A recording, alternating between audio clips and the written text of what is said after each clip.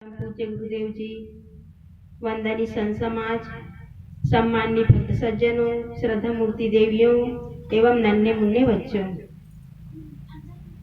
सदगुरु कबीर साहिब जी का एक पद है, उसी के आधार पर मैं अपना विचार रख रही हूँ। सदगुरु कबीर साहिब जी का एक पद है, शब्द है, पंडित बात बदे सो झूठा, राम के कहे जगत गति पावे, खाड़ कहे मुख मीठा। पावक कहे पाँव जो डाहे, जल कहे तृषा बुझाए, भोजन कहे भूख जो भाजे, तो दुनिया तरियाए। नर के संग सुआ हरि बोले, हरि प्रताप न जाने, जो कभी उड़ जाए जंगल में, तो हरि सुरति न आने। बिनु देखे बिनु अर्श स्पर्श, बिनु नाम लिए क्या होई, धन के कहे धनिक जो होवे, निर्धन रहे न कोई। साची प्रीत विषय माया, सो हरि भक्तन की फांसी, कहाँ ही कबीर एक राम भजे, बिनु बांधे यमपुर जासी। सदगुरु कबीर साहिब जी एक भ्रमणशील संत थे। वे एक जगह रहकर साधना नहीं किए, वे घूमते रहे। सदगुरु कबीर साहिब जी ने कहा कि देश विदेश से हाँ फिरा। सदगुरु कबीर साहिब घूमते रहे, भ्रमण करते रहे और लोगों को जगाते रहे, अपना ज्ञान बांटते रहे और लोगों को जगाते रहे। तो सदगुरु कबीर साहब घूमते घूमते काशी नगरी पहुंचे। वहां पंडितों की जमघट लगी हुई थी और पंडित लोग एक दूसरे के साथ यह तय कर रहे थे, विवाद करके, कि हम जो कहते हैं वही सत्य है, हमारी जो बातें हैं वो सत्य है, हम जो बात बताते हैं, धर्म ग्रंथों की बात बताते हैं, वो सत्य है। सदगुरु कबीर साहब वहां पहुंच गए और उसने पंडितों को फटकारा। सदगुरु कबीर साहब ने पंडितों को फटकारा और कहा कि पंडित बात बदे सो झूठा। कहे कि हे पंडित, तुम जो विवाद करके अपनी बातें सत्य साबित करना चाहते हो, वो केवल झूठी है। पंडित लोग यही बात लोगों के सामने गिढ़ाते हैं कि राम राम कहने से मुक्ति मिल जाती है, राम नाम जपने से मुक्ति मिल जाती है। तो सदगुरु कबीर साहब जी पंडितों के सामने प्रश्न किए कि यदि राम राम कहने से मोक्ष मिल जाता है, मुक्ति मिल जाती है, कल्याण हो जाता है, तो शक्कर शक्कर कहने से मुख मीठा हो जाना चाहिए। शक्कर शक्कर कहने से मुख मीठा हो जाना चाहिए। शक्कर बनाने के लिए ना गन्ना बोने की आवश्यकता है, ना गन्ना बनाने के लिए कारखाने की आवश्यकता है। केवल गन्ना शक्कर शक्कर कहो और मुख मीठा हो जाना चाहिए। यदि राम राम कहने से मुक्ति मिल जाती है, कल्याण हो जाता है, तो सदगुरु कबीर साहब जी पंडितों के सामने प्रश्न करते हैं, तो शक्कर शक्कर कहने से मुख मीठा हो जाना चाहिए। लेकिन ये केवल लोगों को भ्रमाने के लिए पंडितों की एक चाल है, क्योंकि केवल राम नाम जपने से कल्याण होने वाला नहीं है। उसी प्रकार शक्कर शक्कर कहने से मुख मीठा नहीं होगा। शक्कर तब मिलेगा जब हम खेत में गन्ना बोएंगे और उसकी देखभाल करेंगे, उसकी कटाई करेंगे, उसे काट करके कारखाने में ले जाएंगे और कारखाने में ले जाकर उसका रस निकालेंगे और पूरे विधि विधान से शक्कर बनाएंगे, तब शक्कर मिलेगा। केवल कहने मात्र से शक्कर मिलने वाला नहीं है। उसी प्रकार सदगुरु कबीर साहब जी और दूसरा उदाहरण देते हैं कि केवल आग आग कहने से पैर गर्म होने वाला नहीं है।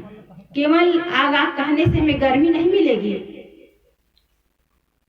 गर्मी प्राप्त करने के लिए, आग प्राप्त करने के लिए जंगल से लकड़ी इकट्ठा करना पड़ेगा, फिर उसे लकड़ी में ईंधन लगाना पड़ेगा, माचिस की तीली से उसमें ईंधन लगाना पड़ेगा, उसमें आग लगाना पड़ेगा, तब हमें गर्मी मिलेगी, तब हमारा जो शरीर है वो गर्म होगा, पाँव है गर्म होगा। उसी प्रकार जल जल कहने से प्यास बुझने वाला नहीं है। हम कुएं के पास बैठे हैं, प्यासे मर रहे हैं कहेंगे कि प्यास बुझ जाएगी, तो ये बुझने वाला नहीं है। कुएं से हम रस्सी से बाल्टी लगाकर उसमें पानी निकालेंगे, पानी को मुंह में डालेंगे और मुंह में डालकर उसे घूंट करेंगे, तब प्यास मिटेगी। केवल पानी पानी कहने से प्यास मिटने वाला नहीं है। एक दृष्टांत है, चुटकुला छोटा सा। एक बार क्या हुआ, राजा का बेटा जो है, शहजादा जो है, नगर में घूमने के लिए निकला हुआ था और उसे प्यास लगी थी। पहले जमाने में तो घर घर हैंडपंप, ये नल जल योजना नहीं थी। पहले जमाने में कुएं की पानी से लोग अपना घर उकाले करते थे। घर का कुएं का पानी से ही लोग अपना जीवन निर्वाह करते थे, कुएं का ही उपयोग करते थे। तो राजा का बेटा शहजादा जो है, नगर घूमते घूमते उसे प्यास लगी, तो वो कुएं के पास गया। अकेला था, कुएं के पास गया, बाल्टी रखी हुई थी, रस्सी बंधी हुई थी, लेकिन उसने सोचा कि मैं तो शहजादा हूँ, राजा का बेटा शहजादा हूँ, मैं पानी निकाल करके यदि पानी पीता हूँ और कोई देख ले तो बड़ी तौहीनी होगी कि राजा का बेटा शहजादा होकर के पानी निकाल रहा है, पानी पी रहा है, मेरी बड़ी तौहीनी होगी। ऐसा सोच करके वही कुएं के पास बैठ गया। फिर कुछ देर बाद मंत्री का बेटा उधर से गुजर रहा था, उसे भी प्यास लगी थी। वह भी कुएं के पास गया और कहने लगा राजा के बेटे से, शहजादा से, कि भाई साहब प्यास लगी है, पानी पिला दोगे? तो कहा कि मैं कैसे पानी पिला सकता हूँ, मैं राजा का बेटा हूँ, शहजादा हूँ। तो उसने भी कहा कि मैं भी मंत्री का बेटा हूँ, मैं भी कैसे पानी निकाल सकता हूँ, मेरी भी तौहीनी होगी। ऐसा सोच करके वो भी बैठ गया। फिर कुछ देर बाद उस गांव का, उस नगर का एक अमीर आदमी का बेटा, वो भी उसी रास्ते से गुजर रहा था, उसे भी प्यास लगी थी। वो भी आया और राजा का बेटा, मंत्री का बेटा कहने लगा कि भाई साहब पानी निकाल करके हमें पिला दो, बड़ी प्यास लगी है। तो अमीर का बेटा कहने लगा कि हाँ, कुएं में पानी है, रस्सी है, बाल्टी है, फिर तुम लोग प्यासे क्यों बैठे हो? तुम लोग प्यासे क्यों बैठे हो? पानी निकाल करके पी सकते हो। तो एक ने कहा कि मैं शहजादा हूँ, दूसरे ने कहा कि मैं मंत्री का बेटा, मंत्री ज्यादा हूँ। तो उसने कहा कि मैं भी तो अमीर का बेटा हूँ, मैं भी कैसे पानी निकाल करके तुमको पिला सकता हूँ, और मैं कैसे पानी निकाल करके पी सकता हूँ। वो भी चुपचाप बैठ गया, वो भी प्यासा मर रहा था, उसे भी प्यास लगी थी। फिर उसके बाद एक गरीब व्यक्ति रास्ते से गुजर रहा था, वो आया, उसे भी प्यास लगी थी। तीनों चिल्लाने लगे, कहने लगे कि भाई साहब पानी निकाल करके हम तीनों को पिला दो, हम लोग बहुत देर से बैठे हैं, प्यास लगी है। तो उस गरीब व्यक्ति ने कहा, नवयुवक ने कहा कि हाँ, रस्सी, बाल्टी सब कुछ है, कुएं में पानी है, फिर तुम लोग प्यासे ऐसे क्यों बैठे हो? तो एक ने कहा कि मैं शहजादा हूँ, पानी निकाल करके कैसे पी सकता हूँ। दूसरे ने कहा कि मैं मंत्री का बेटा, मंत्री ज्यादा हूँ, मैं पानी निकाल करके कैसे पी सकता हूँ। तीसरे ने कहा कि मैं अमीर का बेटा, अमीर ज्यादा हूँ, मैं पानी निकाल करके कैसे पी सकता हूँ। तो चौथे उस नवयुवक ने कहा कि तुम शहजादा हो, मंत्री ज्यादा हो और अमीर ज्यादा हो, तो मैं हराम ज्यादा हूँ, मैं पानी निकाल करके पी सकता हूँ, लेकिन किसी को पिला नहीं सकता। तो इस तरह आदमी जो है काम करना नहीं चाहता, आदमी जो है काम करना नहीं चाहता, अपने लिए, वो खुद के लिए काम करना नहीं चाहता, और इसी कारण आदमी निकम्मा और कायर बन करके खुद अपनी तौहीनी करता है, खुद अपनी तौहीनी करता है, अपने आप को वो कायर बना लेता है। तो इस तरह पंडितों ने कहा कि राम नाम जपने मात्र से मोक्ष मिल जाएगा, कल्याण हो जाएगा। तो सद्गुरु कबीर साहब जी ने कहा है कि शक्कर शक्कर कहने से मुख मीठा हो जाना चाहिए, आग आग कहने से पाँव गर्म हो जाना चाहिए, जल जल कहने से प्यास बुझ जानी चाहिए, और भोजन भोजन कहने से भूख मिट जानी चाहिए। लेकिन ऐसा होने वाला नहीं है, न हमें जल मिलेगा, न शक्कर मिलेगा, न आग मिलेगी और न भोजन मिलेगा। उसके लिए हमें मेहनत करना पड़ेगा, बिना मेहनत किए कुछ भी मिलने वाला नहीं है। लेकिन पंडितों की एक सस्ते नुस्खे को लोग अपना रहे हैं अगरबत्ती घुमा रहे हैं, पूजा पाठ कर रहे हैं, यज्ञ हवन कर रहे हैं और कह रहे हैं कि इससे हमें मुक्ति मिल जाएगी, मोक्ष हो जाएगा, हमारा कल्याण हो जाएगा। तो सद्गुरु कबीर साहब जी कहते हैं कि जब तक उस राम तत्व को नहीं जानोगे, उस राम तत्व को नहीं जानोगे, इसके स्वरूप को नहीं जानोगे, तब तक मुक्ति मिलने वाली नहीं है, तब तक मुक्ति मिलने वाली नहीं है। अपने अंदर चेतन आत्मस्वरूप विद्यमान है और उसे पहचाने बिना जीव का कल्याण नहीं हो सकता। जीव जो है अपने स्वरूप को भूलकर, जीव अपने स्वरूप को भूलकर माया मोह में पड़ा हुआ है, बंधनों में पड़ा हुआ है और इसी कारण वे अपने आप को भूलकर इस मायावी दुनिया को अपना मान करके इन प्रपंचों में फंसा हुआ है, इन जड़ दृश्यों में फंसा हुआ है और यही बंधन का कारण है। इन्हीं बंधनों को तोड़ने की आवश्यकता है। लेकिन हम बाहर भूले हुए हैं, बाहर भूले हुए हैं कि मंदिरों में जाएंगे, पूजा पाठ करेंगे, धार्मिक स्थलों में जाएंगे, तीर्थों में जाएंगे तो हमें मुक्ति मिल जाएगी, हमें मोक्ष मिल जाएगा, परमात्मा के दर्शन हो जाएंगे। लेकिन आज तक किसी को परमात्मा के दर्शन नहीं हुए। क्यों नहीं हुए? क्योंकि वो परमात्मा अपने अंदर बैठा हुआ है। अपने आप को अंतर्मुख करना होगा, अपने मन को अंतर्मुख करना होगा। बाहर हमारा मन बहिर्वृत्त बना हुआ है, उसे आत्मा की ओर केंद्रित करना होगा, तब वो परमात्मा का आत्म साक्षात्कार होगा। तो हमें उस राम तत्व को पहचानना होगा कि वो राम तत्व सबके हृदय में है। सद्गुरु कबीर साहब जी ने कहा है कि हृदय बसे ही राम न जाना। सबके हृदय में वो आत्मा राम विद्यमान है। उसे हम पहचाने, उसे हम जाने, तभी हम अपना बंधन छुड़ाने का काम हम कर सकते हैं, मुक्ति का काम कर सकते हैं, मोक्ष का काम कर सकते हैं। लेकिन हम तो रट्टू सुग्गा बने हुए हैं। हमें पढ़ा दिए हैं कि बाहर राम है और पूजा पाठ करने से, यज्ञ हवन करने से, जप तप करने से मिलने वाला है। बस रट्टू सुग्गा बने हुए हैं और उसी तरह हम रट रहे हैं, बाहर राम राम रट रहे हैं और वो राम आज तक किसी को मिला नहीं। एक घटना है, एक महात्मा जी अपने कुटिया में तोता पाले हुए थे और उस तोते को वो रोज पढ़ाता था सीताराम सीताराम। तोता को रोज पढ़ाता था सीताराम सीताराम।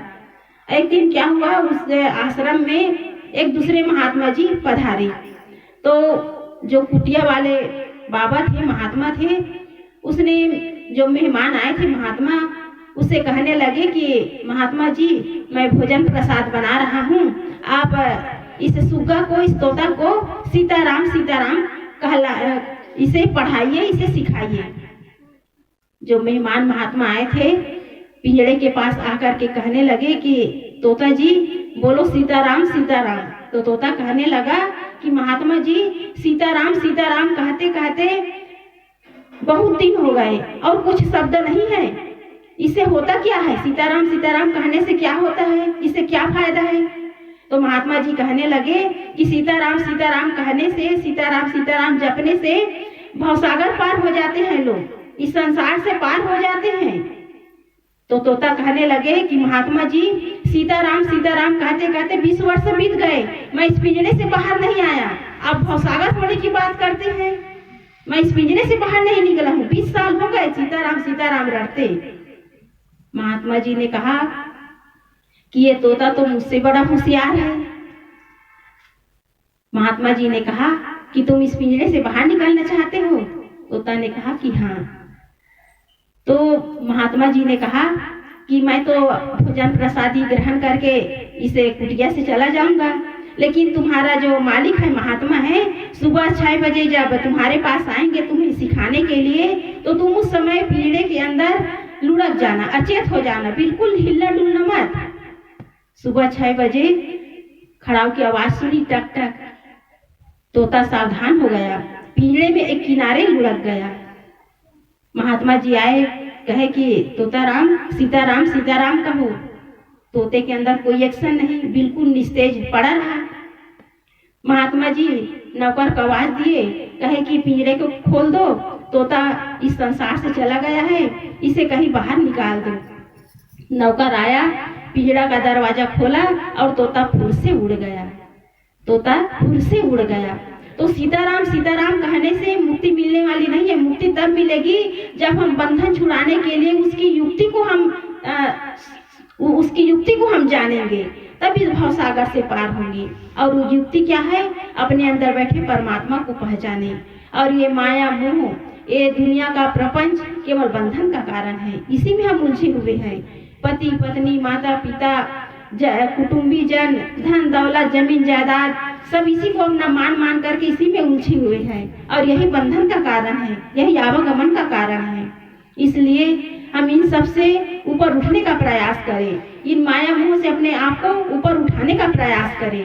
सदगुरु कबीर साहब जी ने कहा है, कहीं कबीर ते उबरे जाहि न मोह समाए। इस भवसागर से वही पार होता है जो माया मोह से अपने आप को छुड़ा लेता है, माया मोह के बंधनों से अपने आप को छुड़ा लेता है। तो सदगुरु कबीर साहब जी कहते हैं कि सांची प्रीति विषय माया सो हरि भक्तन की फांसी। जो विषयों में अपने मन को लगाता है उसका बंधन और मजबूत बनता चला जाता है, क्योंकि मन तो एक ही है, मन तो एक है। उसे भक्ति में लगाओ या विषयों में लगाओ। सदगुरु कबीर साहब जी ने कहा है, कबीर मन तो एक है, भावे तहाँ लगाओ, भावे गुरु की भक्ति करो, भावे विषय कमाओ। इस मन से यदि हम भक्ति करते हैं तो हम बंधनों से छूट सकते हैं, और यदि विषयों में लगाते हैं तो यही हमारे जीवन में गले की फांसी है, हमारे जीवन में यम की फांसी है। क्योंकि विषयों की जो आदतें हैं, विषयों की जो लत है, वो मनुष्य को इस संसार में भटका रही है। और इन्हीं विषयों में पढ़कर खाना पीना देखना सुनना आना जाना, इन्हीं आकांक्षाओं कामनाओं और चाहनाओं में पढ़ करके ये जीव नाच रहा है। इस गमनागमन में जीव नाच रहा है, उसे कभी मुक्ति नहीं मिलेगी। इसलिए हम इन बंधनों को पहचाने और अपने स्वरूप को पहचाने, अपने अंदर बैठे उस आत्म स्वरूप को पहचाने जो मुक्त रूप है, शांत स्वरूप है। और उसी को प्राप्त करने के लिए, उसी शांत स्वरूप को प्राप्त करने के लिए ये मानव जीवन मिला हुआ है। इसलिए सदगुरु कबीर साहब जी कहते हैं कि बाहर राम नाम रटने से मुक्ति मिलने वाली नहीं है, क्योंकि बाहर राम है ही नहीं, बाहर राम है ही नहीं। बाहर न देवी देवता है, न कोई ईश्वर परमात्मा है, न खुदा गाड है, वो सब चीज हमारे अंदर है। इसलिए हम सगुन अपसगुन ग्रह लगन दिशा शूल जितने भी झूठी मान्यताएं हैं उसके पीछे हम न लगे। बड़े बड़े तांत्रिक बड़े बड़े ज्योतिष बताते हैं कि किसी को पंचक लगा है, किसी को 7.5, किसी को शनि, किसी के घर और अनेक प्रकार के वे लोग बताते हैं और कहते हैं कि उसका कटाक्ष तभी होगा जब तुम पूजा पाठ करोगे, दान दक्षिणा दोगे, तभी तुम्हारे घर में शांति आएगी, तुम्हारे घर में जो शनि प्रवेश हुआ है वो तुम्हारे घर से दूर होगा। अनेक प्रकार के गलत फार्मूला बताते हैं। यही पंडितों और पुजारियों का, पुरोहितों का यही काम है, और इसी से उसका पेट धंधा चलता है, इसी से उनका पेट धंधा चलता है। यदि मनुष्य के अंदर जागृति आ जाए, विवेक जग जाए कि ऐसा कुछ भी नहीं है, तो पंडितों की जो धंधा है, पंडितों का जो काला बाजारी है वो चौपट हो जाएगा, उसका पेट धंधा समाप्त हो जाएगा। तो हमारे अंदर वो विवेक होना चाहिए, जागृति होनी चाहिए, हम जागे, सावधान होए। सदगुरु कबीर साहब जी का बीजक है, वो ज्ञान का खजाना है, वो हमें जगाने के लिए है, हम सबको जगाने के लिए है, लेकिन हम भूले हुए हैं। इन्हीं बाहरी दुनिया में, बाहरी उलझनों में, अनेक प्रकार के भ्रम मान्यताओं में हम उलझे हुए हैं, और उसका परिणाम क्या होता है? हम ठगा रहे हैं, हम स्वयं ठगा रहे हैं। तो इसलिए हमें ठगाना नहीं है, हमें सावधान होना है। एक घटना है कि एक पंडित जी एक किसान के यहाँ गए, और किसान बेचारा भोला भाला था। किसान पंडित जी को देख करके बड़े खुश हुए, उसका स्वागत सत्कार किए, बढ़िया आसन लगाए और पंडित जी को दंडवत प्रणाम करके उसे आसन दिए। फिर बाद में उसके घर में एक छोटा सा बच्चा, नवजात शिशु का आगमन हुआ था। पंडित जी के सामने ले गए, प्रणाम कराए। फिर पंडित जी ने अपना पोथी पत्र निकाला और उस किसान के घर को पूरा एक नजर डाला। पंडित जी फिर पोथी पत्र निकाल करके किसान से कहने लगा कि किसान भाई, तुम्हारे घर जो नवजात शिशु आया है उसके अंदर शनि प्रवेश है, उसके अंदर शनि प्रवेश है, तुम्हें पूजा पाठ करवाना पड़ेगा, तुम्हें कुछ दान करना होगा। किसान भोला भाला था, उसने कहा कि क्या दान करना चाहिए, क्या करना चाहिए। तब पंडित जी ने कहा कि काले चीज का दान करना होगा, तुम्हें काले चीज का दान करना होगा। पंडित जी चले गए।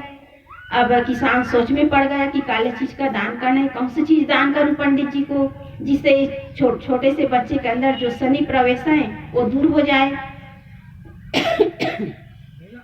समझ में नहीं आया तो अपने दोस्त के पास पूछने के लिए गया।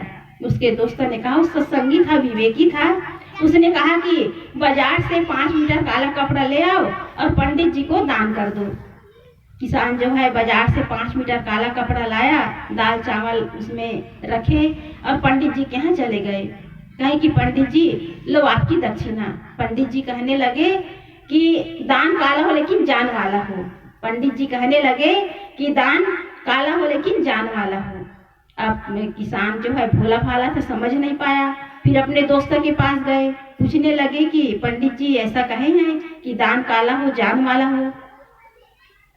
तो उसका जो दोस्त था वो कहने लगा कि गांव के बाहर डेरा वाले आए हैं, वो सांप पकड़े हैं, एक काला सांप खरीद लो और पंडित जी को दान कर दो। वो तो भोला भाला था, एक सांप खरीद के ले आया झपोली सहित और पंडित जी के यहाँ दूसरे दिन चले गए। कहे कि पंडित जी लो आपकी दक्षिणा। पंडित जी कहने लगे कि ये कोई दक्षिणा है, मुझे मार डालोगे, ये सांप है, मुझे डस लेगा, इससे आपके घर में जो शनि है वो दूर होने वाला नहीं है। पंडित जी कहने लगे दान काला हो जान वाला हो लेकिन 4 पैर वाला हो। पंडित जी कहने लगे दान काला हो जान वाला हो लेकिन 4 पैर वाला हो। अब किसान भोला भाला था, उसके समझ में नहीं आया कि ये 4 पैर वाला क्या चीज है, किसको दान करूं। फिर अपने दोस्त के पास गया। उसके दोस्त ने कहा कि मेरे घर में छोटी छोटी बिल्ली है, काली बिल्ली, वो छोटी सी है, अभी उसे पकड़ कर ले जाओ और दान कर दो। दूसरे दिन वो किसान जो है काली बिल्ली को उठा करके ले गए और कहे पंडित जी से, पंडित जी लो आपकी दक्षिणा, दान काला है जान वाला है और 4 पैर वाला है। पंडित जी कहने लगे कि ये बिल्ली से तो तुम्हारे घर के में जो शनि प्रवेश हुआ है वो थोड़ी दूर होगा, दान काला हो जान वाला हो 4 पैर वाला हो लेकिन दूध वाला हो। पंडित जी कहने लगे दान काला हो जान वाला हो 4 पैर वाला हो लेकिन दूध वाला हो। अब किसान की समझ में नहीं आया, अपने दोस्त के पास गए। दोस्त समझ गए कि पंडित की नियत कहाँ है, पंडित की नियत कहाँ है। उसने कहा कि जाओ गटर में अभी सुअर जो है बच्चे जने हैं, ले जाओ और पंडित जी को दान कर दो।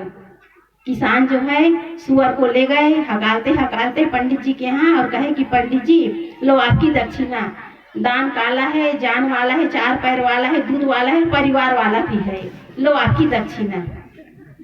पंडित जी ने कहा कि किसान भाई शनि आपके घर में प्रवेश नहीं किया है, शनि तो मेरे दिमाग में घुसा हुआ है, मेरे अंदर प्रवेश किया हुआ है।